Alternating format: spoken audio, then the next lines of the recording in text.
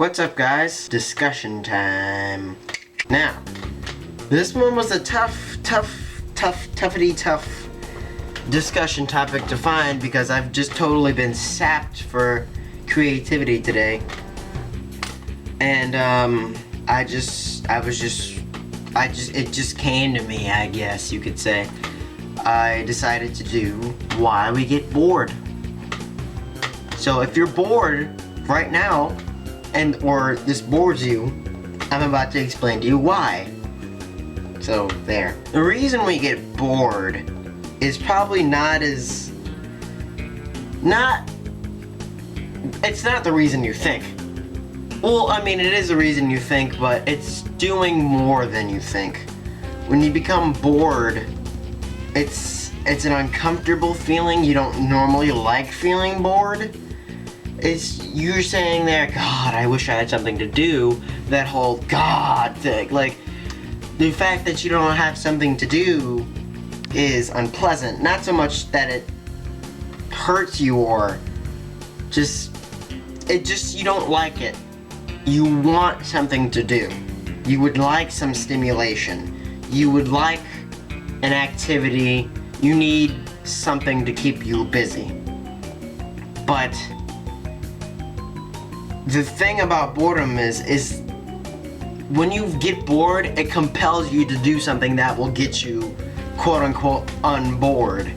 So, I mean, we may have things like iPhones and Crash Bandicoot, but things like that are made by people who are probably bored themselves. I wouldn't be surprised. I don't know that. Don't quote me for sure, but somebody had to say, you know what?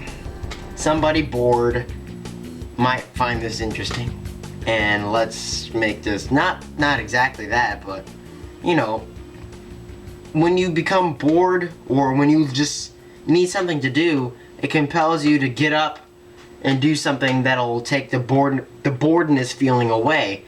And some extreme cases of boredom can be pretty sucky. I read up on this thing where it's almost like a sensory, not deprivation, but it kind of dulls the senses. It's like it's a tank. You sit and you lay in this fluid. I don't remember what it was called exactly, and it dulls your senses. I mean, obviously you're just kind of sitting there, bored, kind of just laying upwards, and that's gonna make you bored. It can start to make you hallucinate. Also, with a radio tuned to static and like ping pong shaped like coverings over your eyes could cause hallucinations. And if left unchecked, you could find yourself having a very not fun time, such as a little girl named Jeannie.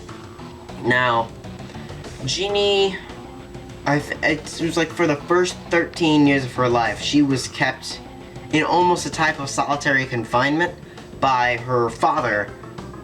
And not only was it just her, it was her family. He hated the outside world, and he tried his best to keep his family stuck in the house. Jeannie was stuck in her room, locked in her room, with 2 blacked out windows, and the most she had was a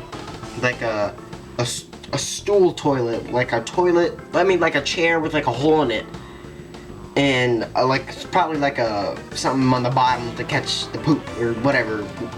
You get the point. So she was there for the first 13 years of her life. You think you get bored sitting at the doctor's office waiting to be called to get your little checkup?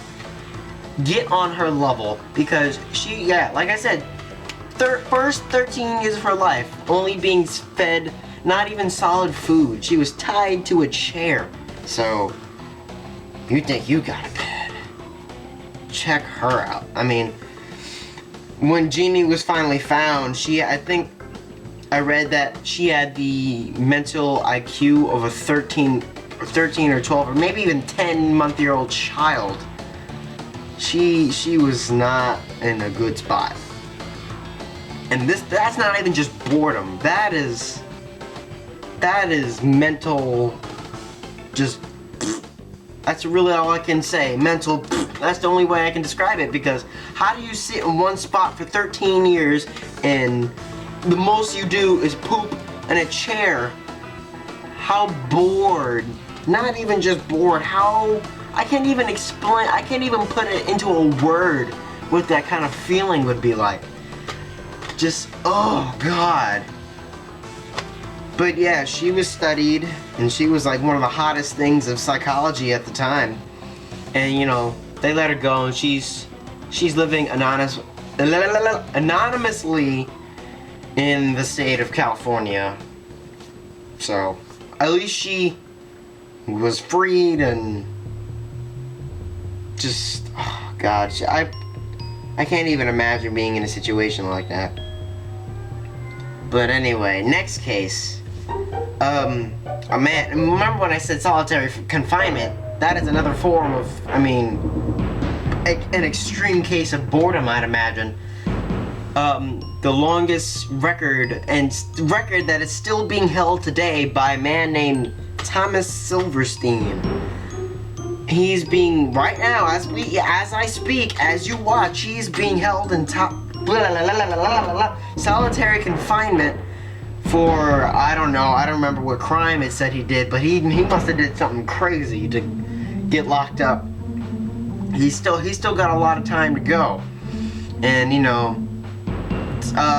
it's extreme cases of boredom isn't just brought on by, you know, the delusional caretaker like Jeannie's situation, but you know, solitary confinement.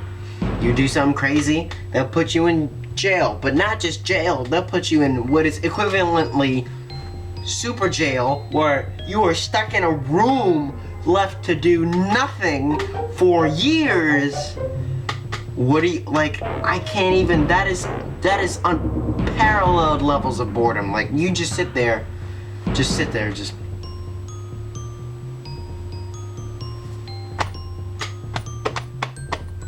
are you supposed to do? Nothing.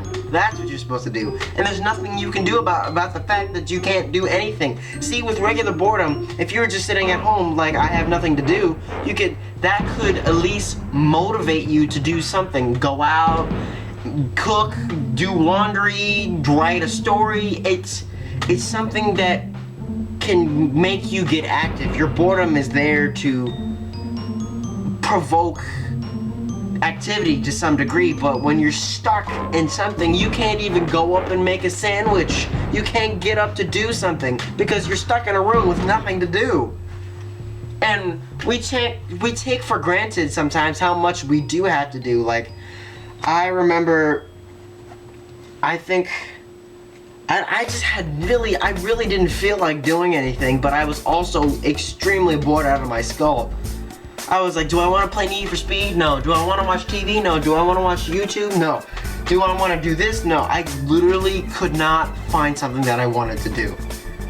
And it's sometimes when you get bored and you don't want to try something because you don't think it will stimulate you and just make you not bored, you underestimate how much you don't think at the time it will entertain you, but when you actually get up and do it, you're fine. Like, it was that same day, I was like, I already played my PS2, I don't feel like doing it anymore, and I was just kind of sitting on my couch, walking around in circles, trying to figure out something to do. I was just like, oh, fine, okay, I'll go play Need for Speed. And I didn't think I would enjoy it, but I was like, oh, I'm not bored anymore. So what you think is not always what you expect when it comes to entertainment, because, I mean, boredom is such a weird thing. It's very trivial in the fact that it can cause you to do stuff that you wouldn't expect you'd want to do.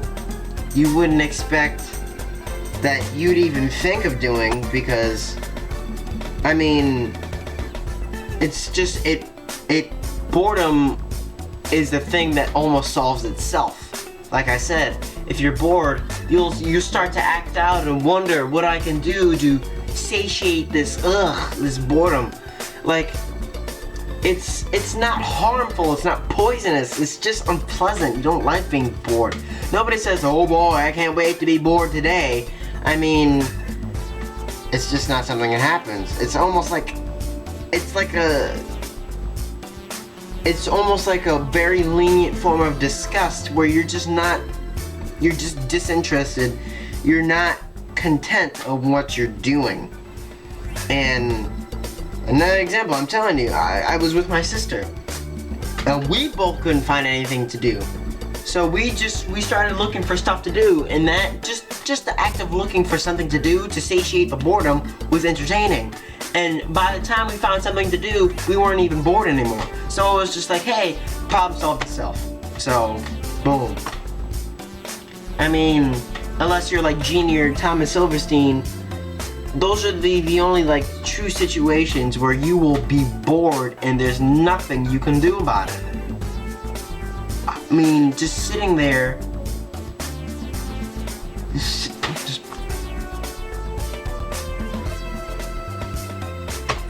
sitting there, doing nothing. You know, like I said, we have all these interesting things, iPhones, video games, YouTube, Facebook, Twitter, blah blah blah, to keep ourselves entertained. But imagine what people before all this craziness was invented had to do. I mean, I was bored while waiting for this camera to charge. I was sitting there watching what was it called? Xbox Ahoy's Black Ops Weapon Guides. And I was bored out of my mind. I was like, if this camera doesn't hurry up and charge, I'm gonna be really, really freaking bored. But I'm not fighting for my life. And it's not imminent. It's not imminent stimulation.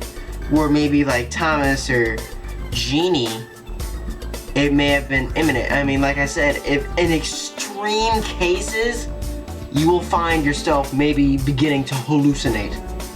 Your brain just acts out. It's just like, I need something to do. Let me just generate things of what I can see that'll make me entertained. But here you are scrolling through your iPhone messages saying, man, I really need something to do. So, you know, being bored and be glad. When you be, I can't speak today. When you just sitting there, be happy that you get bored, because it's something, like I said, it's a problem that solves itself, and it's something that dates back all the way to like the days of ancient Pompeii. So that's like one of the first recorded instances of boredom. So be happy, because if you couldn't figure out how to stimulate your brain, if you didn't have boredom, you'd be constantly understimulated and you couldn't do anything about it. You couldn't even let the problem fix itself. So if you're sitting here saying, oh God, I have nothing to do, go out and do something. Go get up, let your problem fix itself. Go write a book. Not write a book, write something, play a game, talk on the phone with somebody, do something. And be happy that you get bored and you're not hallucinating right now. That's it for today's discussion. And as always, peace out, y'all.